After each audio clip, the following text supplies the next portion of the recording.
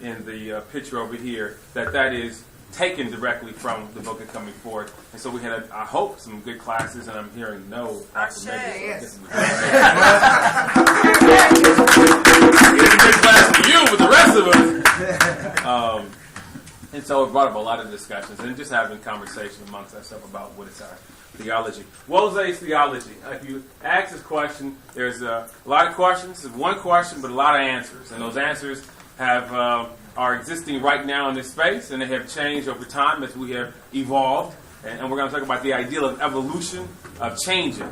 So at one point, if you talked about theology at Wose, you might be talking about the Nguza South. Because Kwanzaa was a huge piece of who we are. There are many folks here at Wose who came to Wose by way of Kwanzaa. That was introduction. There are many folks within our community for whom becoming an African conscious person was through Kwanzaa. I talked to a prospective parent who knows nothing about African culture, but when we sat down to talk and they had mentioned about our Kwanzaa coming next Wednesday, they're like, I really want to go to that. Because and as we talk further for them, that was a thing that it meant that's an African thing. I want to experience that. And so you can imagine a person comes to our Kwanzaa, which is always, for the most part, fantastic. That's their introduction. So all those concepts and ideas, when they come into this space, when they think about theology, assume, well, we're going to do the same thing that we did on Wednesday at the Kwanzaa program, which I had a great time. So it could be that. There are lots of books that we have. We've had at one point we call our canon, the Hosea, 2,000 Seasons, Destruction of Black Civilization, Soul and Legacy. They are still on our shelf as an institution. They have found company from other books at the same time.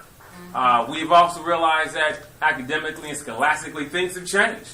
But for many people who held on to the book Soul and Legacy or held on to Destruction, that book is very, very important to their own personal canon. So those books are critical. I see some hands going up around the space.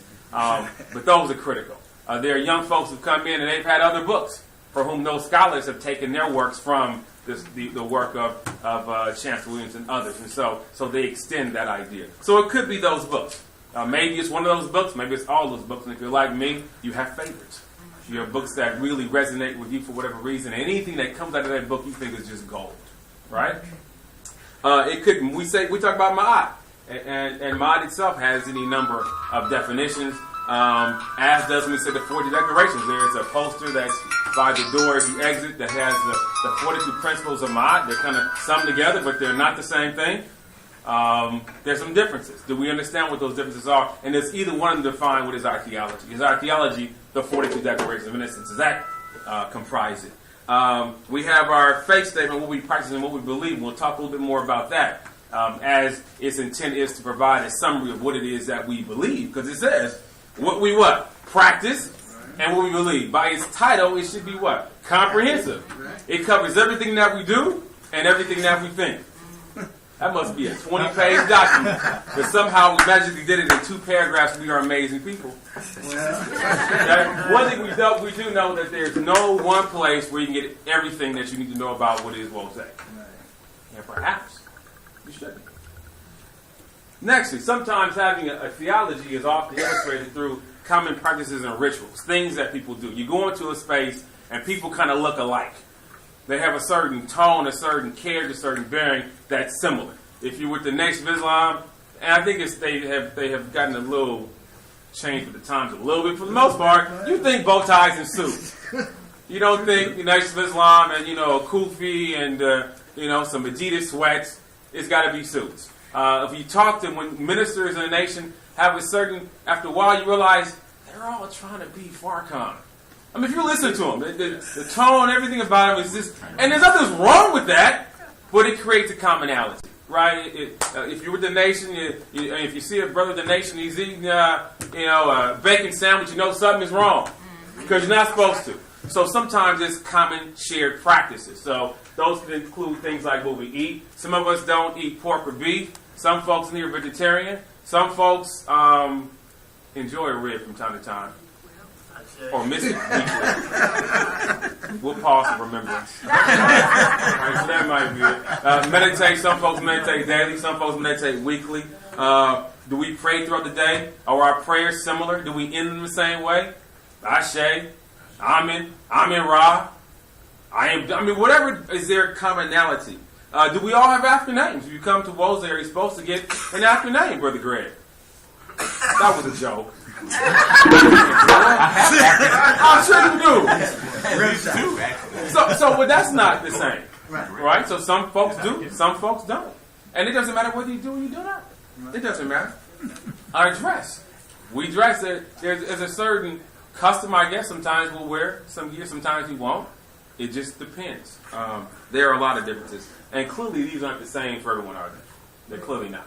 Right? We are a community that embraces, in a good way, lots of different things. There's a spectrum of what we think when we say African, and we embrace all those things. Sometimes I think that when we talk about theology, one of our difficulties, especially when you come into this space, and especially for all new folks, is that we come with a certain... We come with a certain expectation based on... what just happened? Should we back up a little bit? We come with expectation based on what we've covered before, whether it's Christianity or Islam. And so, and clearly we have chosen to move away from those religions, if that is for the most part our beginnings.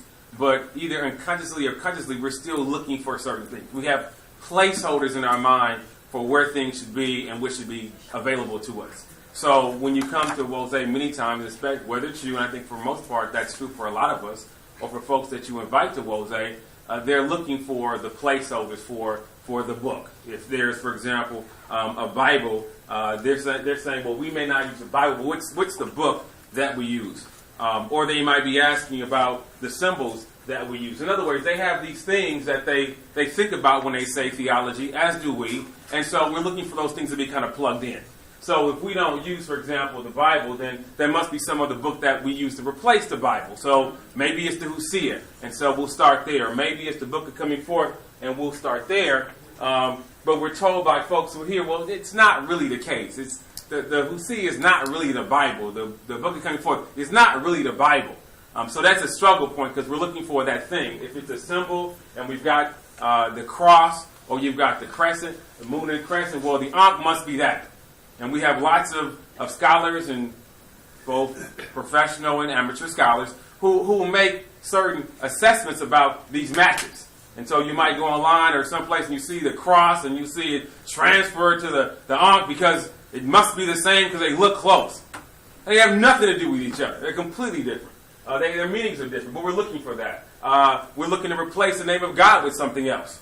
So if it's not, we don't say God in the kind of generic sense, or Allah, or Yahweh, or whatever the case might be. Well, what's the name? Is it Patah? Is it Amen? Is it Amen Ra? Is it just Ra? Is it Asar?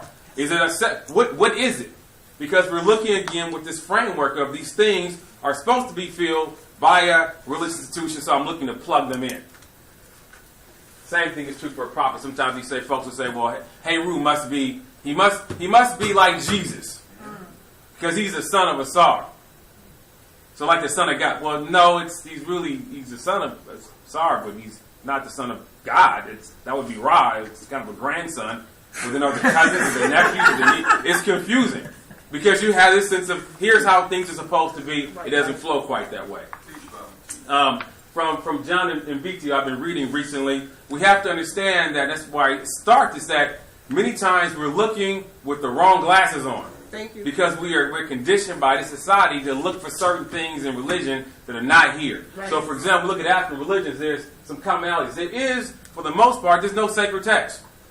The Ramiz wrote almost more than anybody on the continent, but even they didn't have a sacred text. They didn't have a Bible. They had books, but they didn't put everything down in one book. So this notion of everything should be contained in here, that's not how we do things. It's not consistent with African people. All right. Right? So that we can talk about the whole notion of when we say codification, what does that mean? That you're codifying something, that you put it down, and we know that Europeans did that. We know through the study of Yeru, through Membrani. Europeans wrote stuff down as a way of controlling, owning, and redistributing it. Yeah. Right? And then they assign value that if it's not in the book, it doesn't have value. Yeah. So then we went around trying to stick stuff in books too. Yeah. So we have that. Because we don't have that. Religion is not universal. It's not meant Your religion is not meant to be given to other people. In the same notion of conversion. This idea we got to get more people. And we certainly want to grow. But that's different, inviting someone and then going out trying to convert people from whatever they have to what you have is not African religion. It's not. Yes. Right? So if a person likes who you are, they like how your light shines, then they may want to come and join. But the whole notion of that you got some religion, something's wrong with that, we don't do that. Right? So that's a different piece. There are no founding fathers in most traditional African religions. It's not a notion of that there is a Jesus, there's a Muhammad for whom every word came from him. We don't really have that conceptual idea, right? It's not through a single person. The Nation of Islam has Elijah Muhammad. That according to Elijah Muhammad said, he said, well, okay, but that's not us, right? Our religion is not contained in the voice and the ideology of a single individual. Be real about it. We always have had a belief in afterlife, but it wasn't tied to the sense of, I got to save myself. Right. So that's a huge difference. What drives a lot of folks going to church is the notion of, I got to be what? I got to be saved. That's a huge piece. So if we take it off the table, the radio's going to get filled up on Sunday. Right? So that's African religion. Go back to your third point. You skipped over one. Oh, I think I glanced when I said that there's no religious conversion. That the notion of, and I'm glad you pointed out, the notion of religion and community are not separable. They're not two different things. They're one and the same. And so the idea that you can convert someone is a foolish idea, because to convert you is to bring you into my family. Because my religion is not a separate thing. What I do and how I breathe and how I practice are one and the same. And so for you to become, for example, of this peoplehood, that's the only way you can become of this religion. Otherwise, it's not possible. So it was a foolish idea for me to try to convert you. From Ikweyama, and I mentioned before, there's some books that folks just love. For me, Desert Island Story, the whole, it would be 2,000 Seasons. That's my book. Right? He says that we are not stunted in spirit. We are not Europeans that we should invent fables a child would laugh at. I'll repeat that again. He says we do not invent fables a child would laugh at. We don't have to make up stories about, the Noah's Ark that was 40 days, rained for 40 days and 40 nights, or for a year, or whatever the case might be, or the whole world was populated by one family. That we don't have to do those things. There are some little pieces in which we do, but that's not our push. We have thought it better to start from sure knowledge and call fables what they are, just call them fables. But from the desert first, that's a reference to Arabs. Then from the sea, a reference to Europeans, the white predators assailed us with maddening loudness of their shrieking theologies. As if this is a different thing. They're coming in with this. Here's how you're supposed to be. It's all right here contained in this book. He calls that maddening. He is a writer, so he uses words in ways that make sense of shrieking, yelling, screaming theology. You need to have this. What is Kemetic spirituality? I've tried to take a lot of the things that we've talked about, that we have put out, and try to put what I think are some of the pieces I think represent what we have been moving towards or talking about. It may not be complete. There may be some omissions here, and certainly we'll open a dialogue to say what things are missing or not complete. First, the requirement to engage in moral, social practice, and thus creating community of Ma'at. That is, that we have to do Ma'at. It is not enough for us to. That's why in our tradition you can't just say, well, I didn't come worship. I haven't come to Wose and Wild. I just do my thing at my house by myself. I'll stop there if that's you disagree, right? But the idea is that we have to be engaged in our community, and we have to, because the notion of Ma'at, which has several different manifestations, is both from the physical manifestation, which is what do you do as an individual? Do you lie? Do you cheat? Do you cause folks to weep? It is both a spiritual component, and it is a cosmological component to it. That's why if we say that the Declaration of Ma'at is 42 declarations, that's not enough, because that just speaks to what you do as an individual. So the idea that you have to be engaged in moral social practice means that you got to be involved in creating a space of Ma'at. That we do Ma'at so that we can create a community of goodness. There's a saying that says that you put Ma'at, that you do a good deed and toss it into the river, and when the river dries up, you'll find your good deed sitting right there. Right? That if you do good deeds and you practice Ma'at, Ma'at will permeate through the society.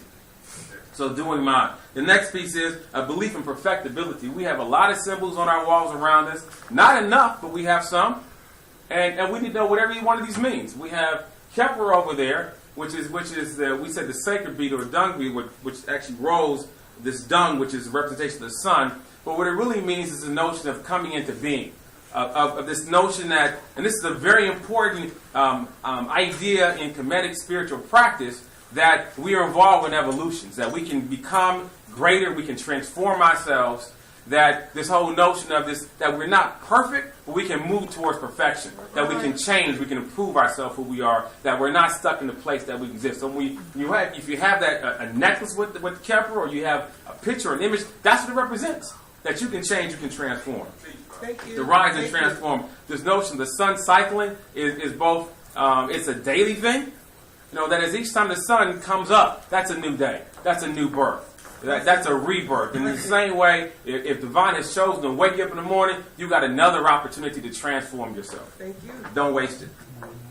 A belief in inherent divinity, to be one with divine from birth. That is, we believe that when you are born connected to divine. Thank you. Throughout your life, you never lose that connection. That the whole notion of death is just returning to divine. Thank you. Right? It's not a new thing. This is why the whole idea of salvation or being saved or being born in sin, while that might be okay for others, that is not our tradition. Our tradition says that we're always connected. We don't have a notion of, we don't use the language of backsliding. Right? We don't use the notion because even though you may not be who you want to be today, you can transform. You can become different. You can become better. Does that make sense? So there's this notion we read within our text, and it says to be like rock. This notion I'm supposed to be moving towards being like God. Recognition in our rise and transformation after death. That we have always believed that when you die, that you will be reborn. That your spirit will be reconstituted. And I'm going to share a passage with you because many times unfortunately, our tradition is not simple. You can't just pick up the book of coming forth over, a cup of tea or some coffee at Starbucks and whiz through it real quick, or fire it up on your Kindle and take a couple highlight notes. It's not that simple. Now, our ancestors were not simple people. They were complex and they had layers. But if we want to understand them, it is available for us to penetrate and understand a little better. So we'll talk more about this in a second. Our connection to ancestors, which we do through libation, that we believe that we are constantly connected to the folks who came before us, whether it is through grandparents or it is historic ancestors, but there's a constant level of connection that we have. And then lastly, have them all together, so the notion of doing being like Kepler, being renewed, transformed, being like rock, coming forth into being, and the notion of responsibility to pour in libation. That ma'at, which is this overarching idea, says that we have divine order established at creation, and it is a standard of rightness, and it's a measure of how good we have been. This is what we believe, what we practice, and I just put it up here because it does say a lot. We many times read it in the service, we don't always internalize what it means.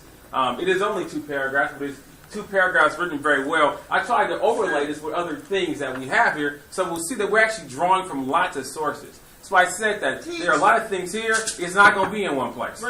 It's not going to be in one place. The only one place that our theology is going to exist in its totality is in your heart. When you bring it into yourself, that's where it resides. That's the one source for it. We have the way it's ma'at. Some of these ideas come from the book of Coming Forth. We talk about ancestors, that's through libation. That God living in us and through us has given us the right and power to establish peace and justice. That's the whole notion of kind of the social edict, the social directive to create good. This notion of the way. I didn't understand what the way was as a member of Wose until I read 2,000 Seasons. Then it all began to make sense. This notion of the way is not a random path, it begins with coherent understanding. That's 2,000 Seasons. You got to read the book. We believe in preserving knowledge of who we are. That's through our historical tributes. Right? We do that because when you look at the stories of Noah or the stories of Moses, that's historical stories. That's what those are. We have plenty of historical stories, and we look at those, we examine them because we know, as we have always said before, that we know that our folks are doing best when we are closer to God, and we look at the work of ancestors, those who have achieved greatness. It's been done because they believed in God. Right? And this is why we study and we share these historical tributes. We also have the way it's reciprocity. Here we're being a little bit creative because we say the way it's unity, self-determination, creativity, and clearly we're referring to the Nguzo Saba, which does have a role. It does have a role. I want to share with you, if someone can pass out. Brother Sidney, can I? Wait that. I mentioned the idea that our work is in our book, in the book that's coming forth. We just, as I said, concluded a class on the book that's coming forth. And I want to, and as I said to folks in class today, that you're not going to understand everything in this book. Right. You're not going to understand every word, every sentence. You know, there are references that it takes a little time to really understand. But there are passages, there are chapters, there are sections that the more that you study, the more they're going to resonate with you. I pulled out one, and I won't go into detail with the source, except to say that it comes from the book that's coming forth. I want to read this because it really captures a lot about what we believe in this piece. The book that's coming forth is divided into what we call chapters. There are sections, if you will. The entire piece speaks to the notion of transformation, which has kind of 5 components to it, if I get those correct. The first notion, this is resurrection, that the idea that you're going to be resurrected. The second notion is this ascension, that you're going to come before, up into the heavens. And then the third piece, which is judgment, which is you're going to be judged. That your actions that you have contained, that you have done on earth, on this planet, on this plane, are measured in their weight. This is the idea of the judgment. Then there's acceptance, and there's, and the last piece is this transformation, that you become something else. You become like God. So I'm going to read this, and I hope that you'll follow. I'll take perhaps a little bit of liberty to change a few words around, but not many. But it says, the chapter of giving the heart to Asar Anyi, to him in the next world. It says, may my heart be to me in the house of hearts. My heart, which is again the repository for all your actions, all your deeds that you've done. My heart be to me in the house of hearts. May be to me my heart, may it rest in me. For if it does not, I shall not eat from the offerings of Asar on the east side of the lake of flowers. I will not be in the boat, in the goings, and in the sailing up, nor shall I advance the boat with thee, with God. May be to me my mouth, that I might speak with it. My 2 legs to walk. May be to me my 2 hands and arms to overthrow my enemy. Be open to me the doors of heaven. May they invoke for me Geb, the chief of the Netaru, his jaws for me. May he open my 2 eyes, which are what? Which are blinded. This is my resurrection. May he make to stretch out my feet, which are what? Which are fastened together. May Anpu make strong my legs, that I may rise up for myself. These are critical words. This is not being done for you by someone else. Right. Our spiritual tradition is one of great power, of great responsibility, that you cause your own ascension. You cause your own rising. You cause your own transformation by what you do. Nobody can do this for you. We spend too much time crying and whining and needing to have a minister to tell us who we are and what we should do, when in fact our tradition tells us that you are responsible for your own coming into being. Nobody else. Thank you. The text says to us, I'll repeat, may he stretch out my feet, which are fastened together. This is an assistance. May Ampu make strong my legs, so that I can rise up for myself. May Seket maketh me to rise, that I might be in heaven, being done what I command in the house of the Spirit of God. I know my heart. This is very important. I know my heart. I have gained power over my heart. I have gained power over my 2 hands and arms. I have gained power over my feet. I have gained the power to do that which pleases my spirit. My soul, and we have to say this many times, my soul shall not be imprisoned within my body. My soul shall not be imprisoned within my body while I stand at the gates of heaven, at the entrance, standing in peace, and am preparing to come forth into peace. This is a chapter that speaks to transformation. May I rise up, be renewed, be repaired, be returned, so that I can come forth and be like God. We don't need a book. We don't need everything contained in the book. We don't need the story of Noah. We don't need the story of Moses and the tablets. We don't need all these things. If you want to pray 3 times a day, do that. If that's what your spirit calls you to do. If you want to pray once or 5 times a day, do that. If you want to meditate daily, do that. If you want to change your name to that name, do that. If you want to wear some gear or wear some jeans to church or some sweats and some Adidas shoes, do that. We care about the transformation of your spirit here in this space. I'll leave you with Dr. Franklin's words. He says, we are charged to speak truth, to do justice, act properly, live in harmony, be balanced, practice reciprocity, and recognize and respect the personal, social, divine, and natural order. Ashe. Well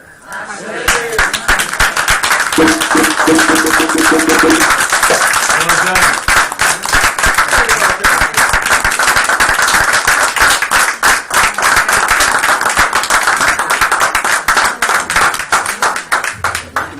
Space for a little dollars. Just one thing that actually coincides with what you said about we bring frameworks, place marks. Yes. In our heads when we come here.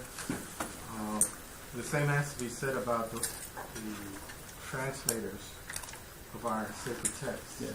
I want to make, for now, one change where Bud says heaven, which is a Christian concept. Yes. It's actually the sky. The word says sky. So be open to me the doors of the sky. Yeah. You say heaven hauls in a lot of other stuff. Yeah, and that's an important distinction because it does, the notion is that you will become a star. Sure. And so the notion of going to heaven, which we have kind of, in a kind of common sense, means the clouds. It's not far enough. Oh, good, Brother Gray. Can you go back to the slide that had the faith statement on it? Yes, sir. And as you're doing that, I just want to say, you did an outstanding job. Yeah. And, to help clarify, and this is what I'm hoping that we all can do going into the new year. From the faith statement, we also pull out another simpler way of talking about the things that we believe and practice. The 4 pillars idea comes straight from this. So the first one, maybe this is a good little pop quiz. What are they? What is the first one? The way we've been saying it, what are the 4 pillars? The 4 fundamental ideas. Worship, praise the God of our ancestors. Excellent. That's number 1. Number 2. Teach and learn the history of our people. Number 3. Natural environment. Be stewards. Put some verbs on it. Be stewards for the natural environment. What's the 4th one? Social justice. Have a social justice agenda. That all came from the faith statement. Is it possible to commission Cinebarge, or since it's going to be on our website anyway, to create a CD so that could be distributed to us?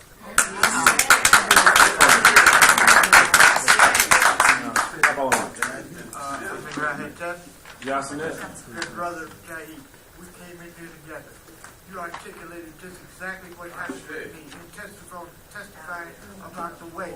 Because the way is what we do in our what we practice and what we believe.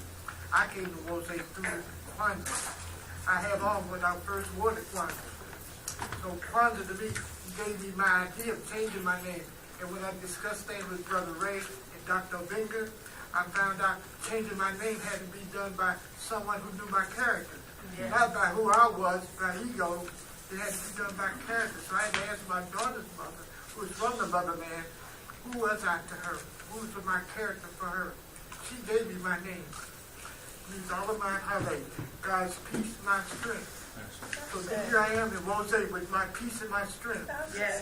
This is a powerful place. If any of you get it, this is where we became. This is what we came to from. We didn't go nowhere else but back to the circle. We've been here all the time. So when I came to Wose, when you became an initiate, I became an initiate. We came here through the classes. because my book is The Destruction of Black Civilization, because it has the blueprint in there about what Wose was created from. So therefore, that's my book. You have the 2000 season. I have Destruction of Black Civilization, because it gave me a plan.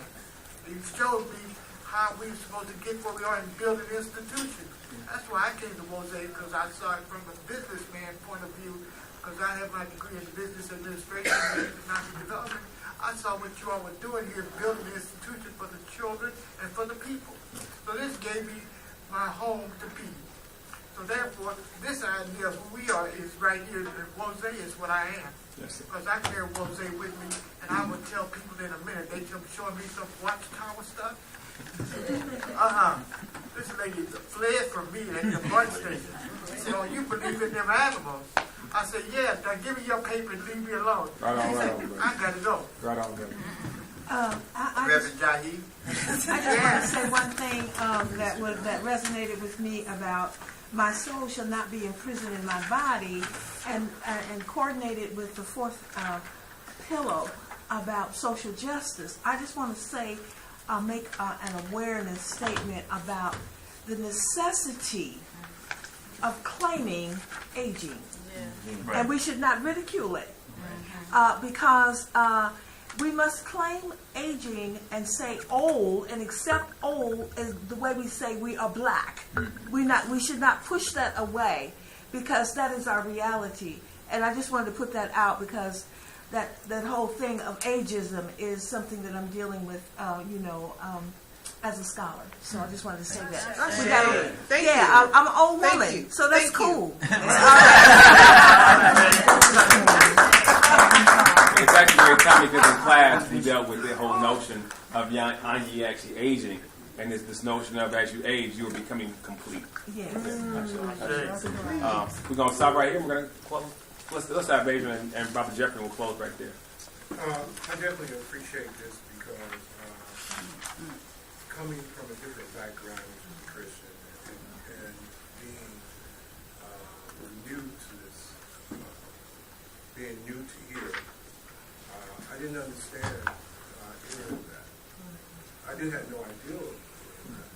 So it was very refreshing for me to understand what was our theology. And because I didn't know. Robert Jeffrey. I just want to say, you just distilled it there. I'm excited. Really excited today. Very Really well. excited. You really did a fabulous job. Yes, I mean, yes.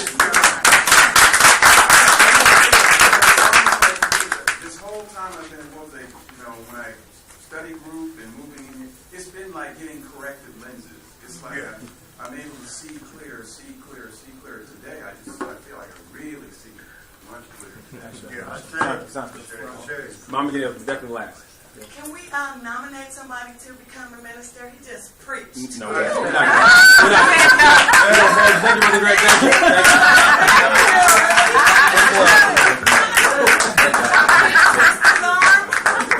All right, we're going to take Brother Jahi again.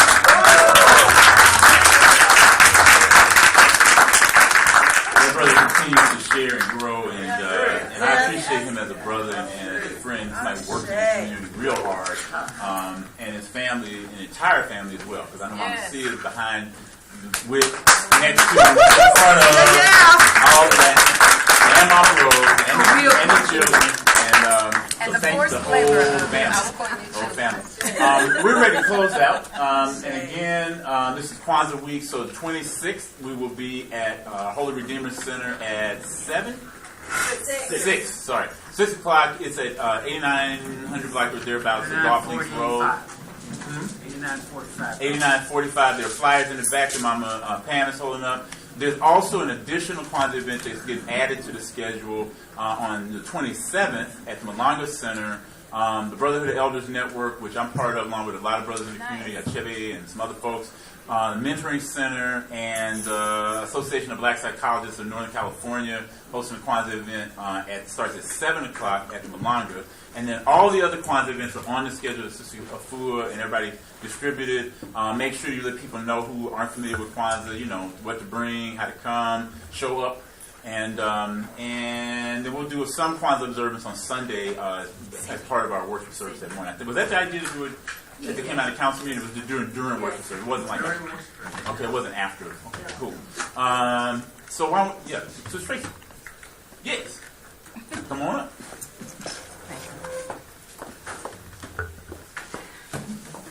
Okay, so we have a special presentation to make today. As you know, this community would not thrive without the dedication of many wonderful volunteers.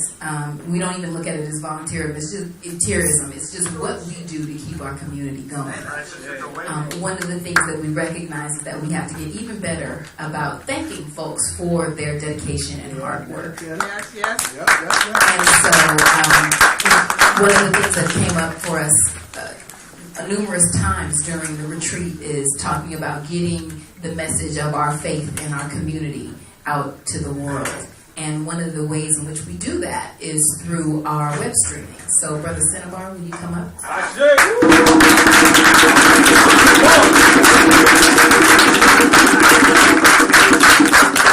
We want to thank you. We as a community want to thank you for your dedication and hard work around our technology, whether it's helping us set up the projector or making sure that we stream on, our streaming is taken care of, our classes are recorded. We recognize that it's a lot of very hard work, and we appreciate it.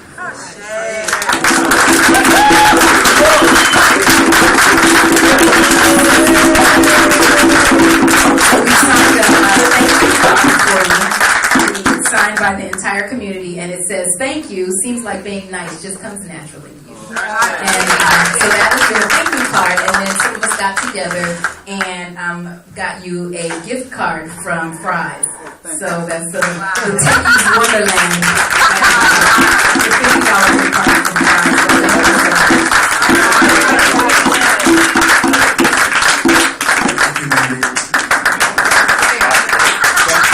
I'm going to ask you to stand and join hands as we close out. Okay. Watch the still. Yeah, just watch your bag. Yeah, watch your skull. Okay. Okay, we'll get it. Somebody's going to kick him out. Right. Yeah, be careful. Jahi, can you get the mop? Come on. The mop. I'll get some on. Yeah, No, he's getting it. Okay. We'll close out as that mop is coming. All right. So lift every voice and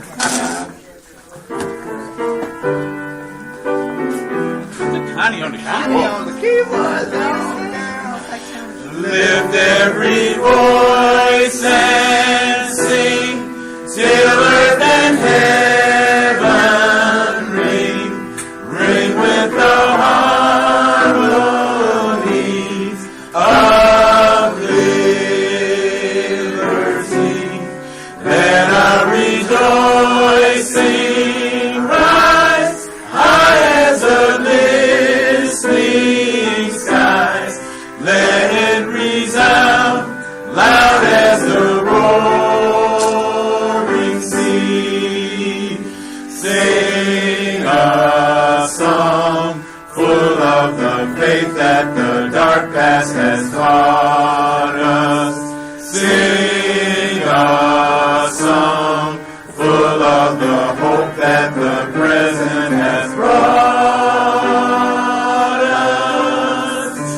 Facing the rising sun of our new day begun, let us march on till victory is won. Now to the ones who are able to keep us from falling, the ones who have taught us for countless generations that we are one people, having one faith, one aim, one destiny, one God. Let us call that name that our ancestors have taught us for countless generations. Let us all say, Amen.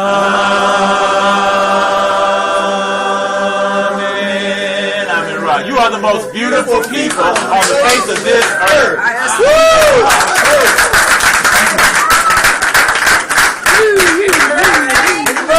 Birthday. Wait a minute. Birthday. December 25th. Is it too early? Congratulations, perfect. And Monitor 24. Come on.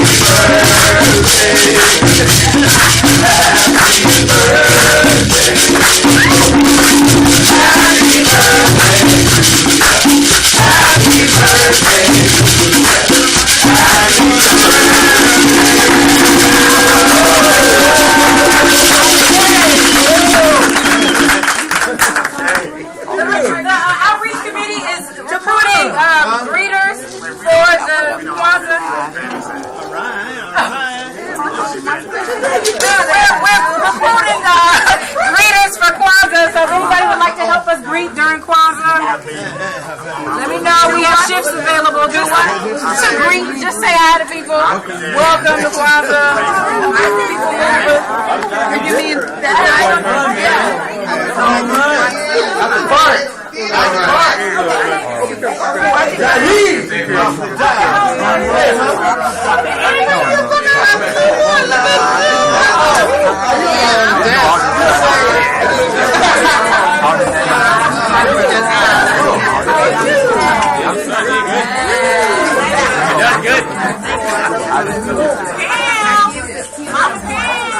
You did not email me, you didn't call me, you didn't send me anything. What's up?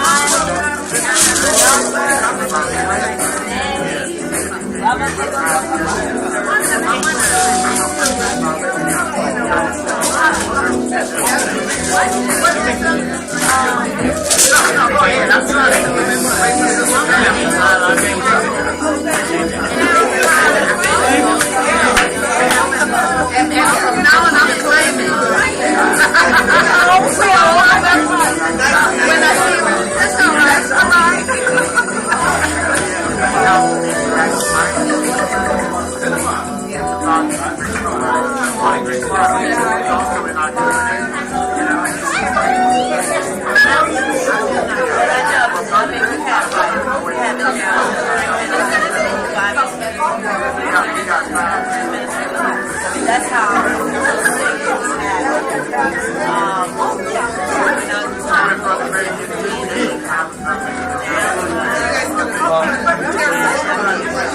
Great.